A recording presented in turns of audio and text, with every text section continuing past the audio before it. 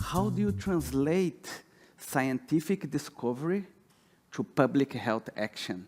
How do you talk to governments? How do you make sure that it is implemented, and how you use activism and sometimes to make sure that things happen? You may be aware that our HIV incidence decreased a lot in the last few years. Our mortality decreased also so much that South Africa had almost 1 year of life expectancy per year since the antiretroviral therapy start. But despite that, we still have 450,000 infections happening in the African continent.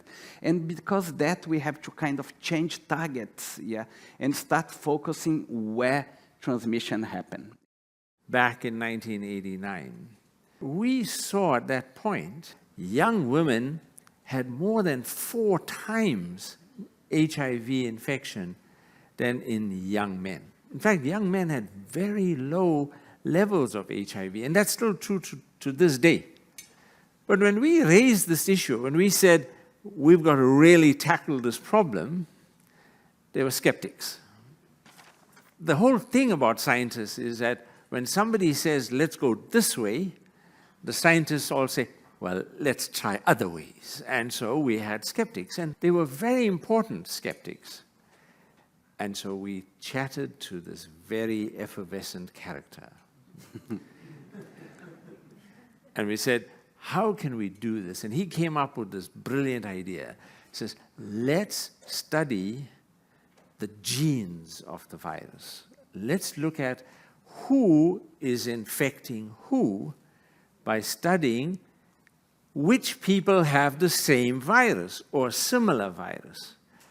In a rural community in KwaZulu-Natal, we studied over 10,000 people, and thousands of those viruses were sequenced in the organization called CRISP in the medical school in Durban. And what did it do? It told us who's got the same or very similar virus. So we were able to identify the clusters that transmitted the virus one to the other.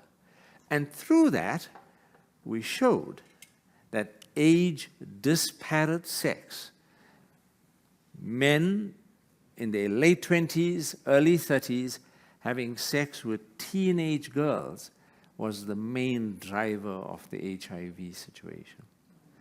Now today, 1 out of every 5 people living with HIV in the world lives here in South Africa. We bear the brunt of this problem. Roughly 19% of all people living with HIV, 1 in 5, lives right here. And that situation has come about because of this challenge that we face of age-disparate sex driving that. As soon as we presented this at the International AIDS Conference, UNAIDS, within a matter of 4 months, produced a report. It was called the life cycle approach to HIV. They took our lovely diagram. We had this amazing diagram in the Lancet, and they made it simple. They just had 3 different dots, and they showed the cycle. It was brilliant. That simple diagram caught the imagination of several governments in Africa. So to me, it was a lesson, Tulio, of how we can do really difficult, complicated science, but it has such simple, practical implications and can lead to policy.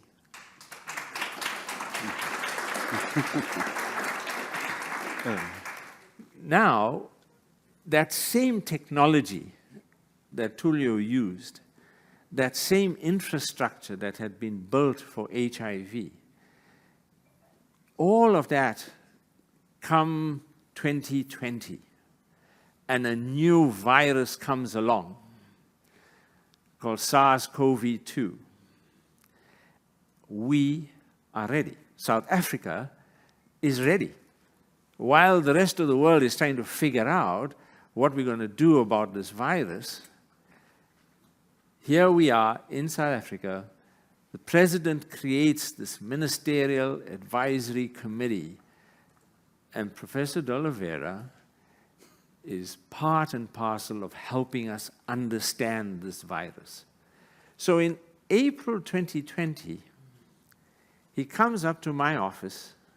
His office was the floor below mine. So we sit down, and he says to me, here's the sequences of SARS-CoV-2. And every month, once a month, he comes up to my office and he presents what's going on with this virus. Come November of 2020, when he comes and stands at my door, I can see a worried Professor de Oliveira. He's worried. Sits down, connects his computer. I have a big screen in my office, and he puts up this and he tells me the virus has changed. Tulio, share with us what went into that. How did you pivot from HIV to COVID, and how did you make this discovery? Because he discovered the first ever variant. He's famous for discovering Omicron, but he discovered the first ever SARS-CoV-2 variant, which we today call the beta variant. So tell us the backroom scenes. How did you get to that point? What does it take to do great science in South Africa to achieve that? So that all happened in the Eastern Cape, in the Nelson Mandela Bay. One of the private hospitals, Netcare, see like all of a sudden, one day to another, hundreds of people starting being hospitalized there. And we just have finished the first wave. We thought, that's it. Yeah, it's finished. Yeah. And they are the ones that call us, that go and say, we are seeing something very unusual. What do we have? They suspect a big hospital outbreak. And that's quite something to deal. Normally, when you deal with doctors and ICUs, they are nervous. Some of them are even crying. And then we say, let's send someone, let's get the samples. We talk to our government. Yeah, we sample 100 clinics around the environs just to see is that a new virus. And when we sequence, all of them had many mutations in the spike protein. That's the protein of the virus that binds. Yeah. I present to Salim. He was the chair of the Ministerial Advisory Board. Yeah, we have a call with the Minister of Health, the Minister of Science. We had a call with our president. Yeah, and then what they suggest is that we call an urgent meeting of the World Health Organization, because we are seeing cases going very fast and a lot of evolution. We do that. It's an expert committee. I'm a part of that. We map one mutation, we name 501, that has been finding animal. We have a big discussion. It is an animal virus, it is a human virus, yeah. The UK go back to look at the data, they find the same mutation. That's what allowed them to identify the alpha variant, yeah. But now how do you communicate? How do you go to the whole world and say, the virus is mutated? So it's a difficult thing, yeah. One of the things was even our president and minister say, can we be quiet? Yeah. and Salim and I, we talk to them, we can, but I promise you, like within days or hours, someone's gonna find this virus on a South African traveler somewhere. So it's better to be transparent, yeah, to be on top of that and prepare to respond than hide that information. And that's how we discovered the beta variant, that's how the UK discovered the alpha. And instead of people really supporting us and giving vaccines, what they did, they put South Africa in a 281 days travel ban to the UK. That was the present that they give us. Yeah, but we forgive, we forgive them. And that's what allowed us to be so well prepared to communicate when find the Omicron. And in the end, the Omicron, what's happened in South Africa is that we have almost no deaths. We are one of the only countries in the world that had very little deaths from the Omicron. Early finding, transparency in communication, preparing the hospitals. Again, they tried to put us in a travel ban, only last a couple of weeks, yeah. And other countries that didn't do that, such as the US, end up with the highest number of deaths. So that's the importance of early findings and communication, yeah. And what's next now for some of our big epidemics? So we just have Mpox, that again, our group support the identification of the new strain in the DRC. We have this big program that we train hundreds of African fellows on how to translate that, yeah. But then some amazing results coming in the last few weeks from HIV, of now an injection that lasts 6 months, that when given to young women, end up with 0 infections, yeah. How did we got there? Now to have effective prevention strategies, long-lasting, to HIV, for example, yeah. We were taken aback in 1989 when we saw that young women were bearing the brunt of HIV. So we figured we had to do something about it. And so we started trying to make a technology that we can give to women so that they can use it to protect themselves. Because here's the problem of HIV, young women. Here's the current solutions back in 1990. ABC, abstinence, be faithful, condoms. Now, which of those empowers women? And that was our problem, that all of the technologies we had were under the control of men. So we had to do something to empower women. So we started, the first trial we did was in 1993 of this naloxone 9 film that we made. Didn't work.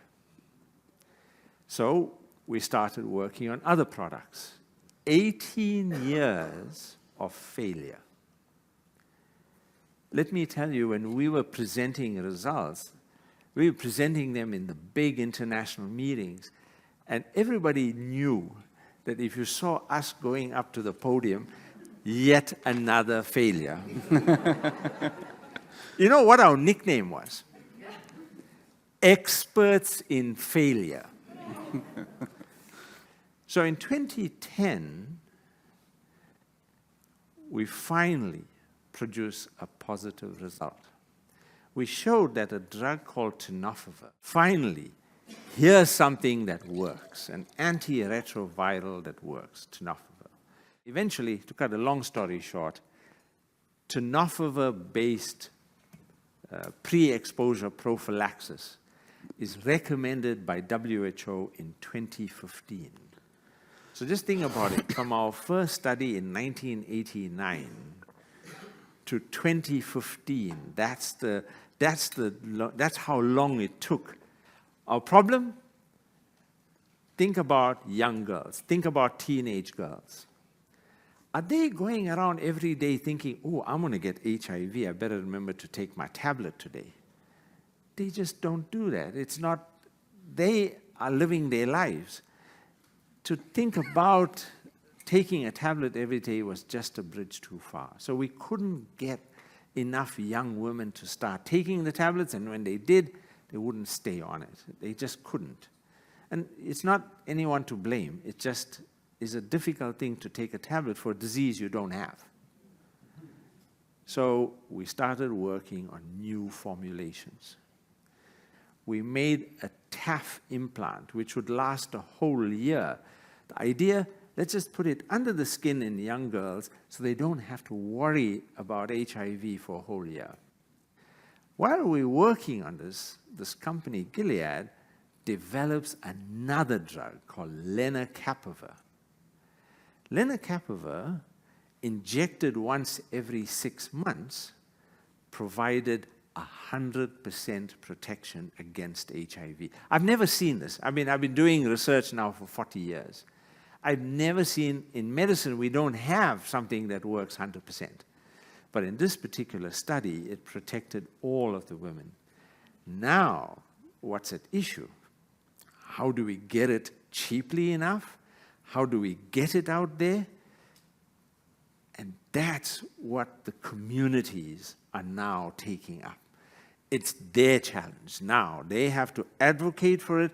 They have to get these drug companies to make this thing cheaper, make it available, provide intellectual property licenses to companies in India, in China, and South Korea that can make it cheaply and make it available. That's the avenues that we are following to try and convert great science into real impact. The old enemies such as malaria or HIV, they can be defeated. But for that, we really need the support. And we need the support not only government, private activism. And that we thought that would be a great venue to present that in the Africa in the world.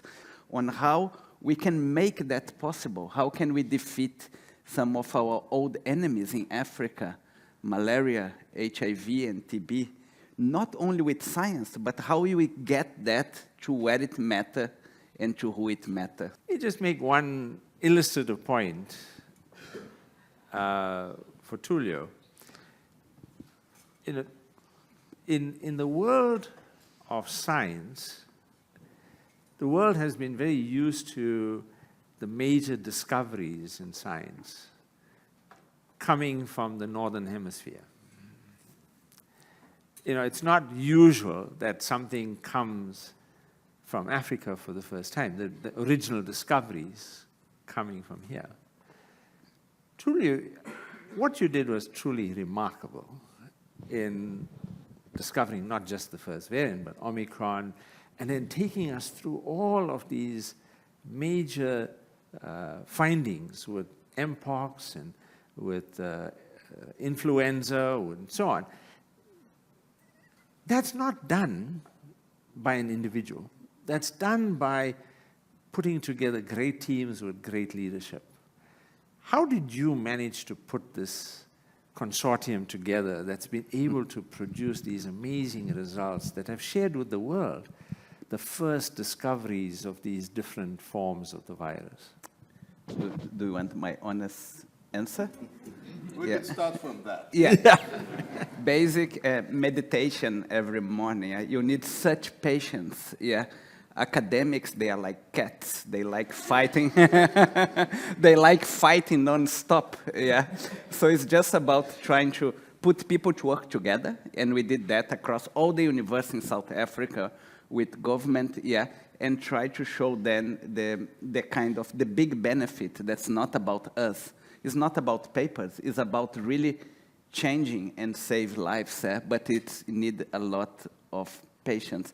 We decided, I still direct CRISP at UKZN, but we decided to set up another big institute here in Stellenbosch University.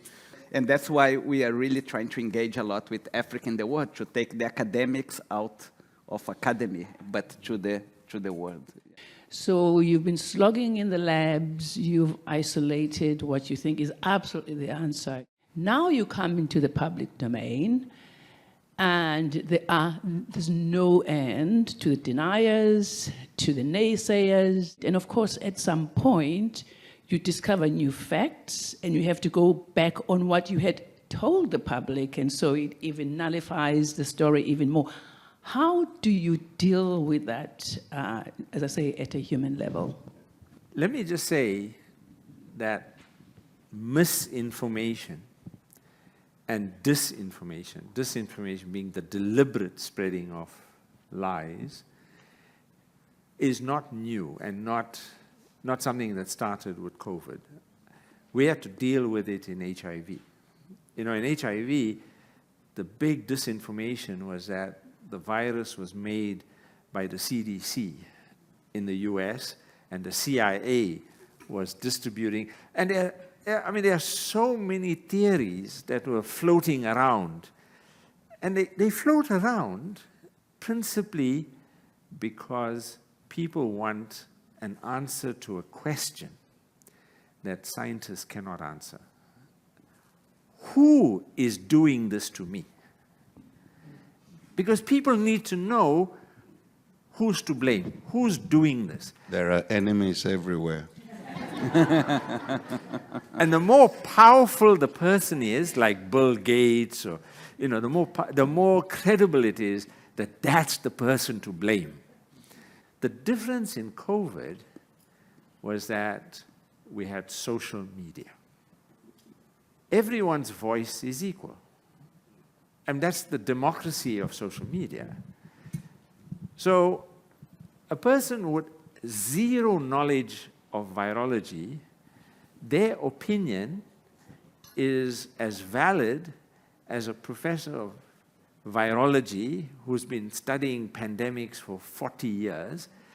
And so you posit these two together, and it loses oomph. And so what happens is that the conspiratorial comments are the ones that get amplified. And the problem is that it's being done deliberately. It is fundamentally a challenge against science. It's an undermining of science. And that is the big challenge that all of us are going to have to face.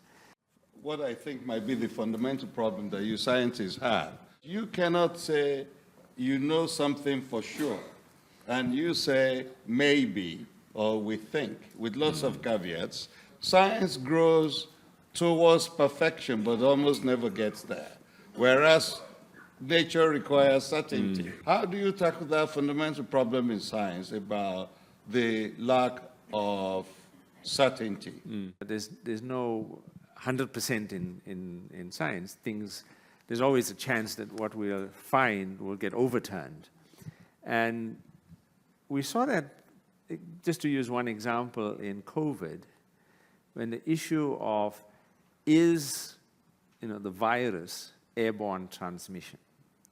And here we had a huge challenge because the WHO and their committee didn't want to commit to it. And we were sitting in the Ministerial Advisory Committee, and we were now having to answer the question, should we introduce masks?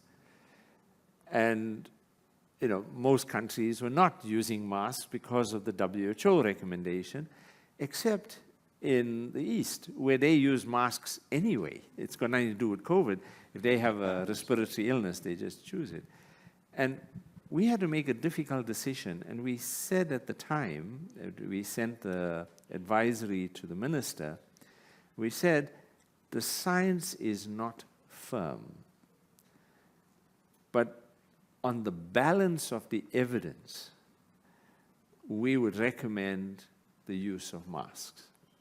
And I remember somebody was telling me, why didn't I tell the president, show him more carefully how to put on the mask when he went on television.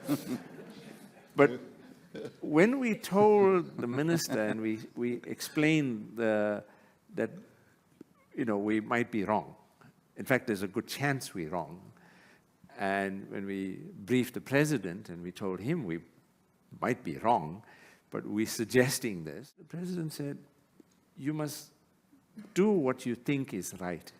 If we are wrong, if we were proven wrong, we'll apologize. But rather act and do something and apologize later than having learned that we knew what could have been used to prevent this virus and we didn't act. On the whole, as scientists, we tend not to act fast enough because we're always hesitant about our results. But I think that it's a fine balancing act how to make those judgments.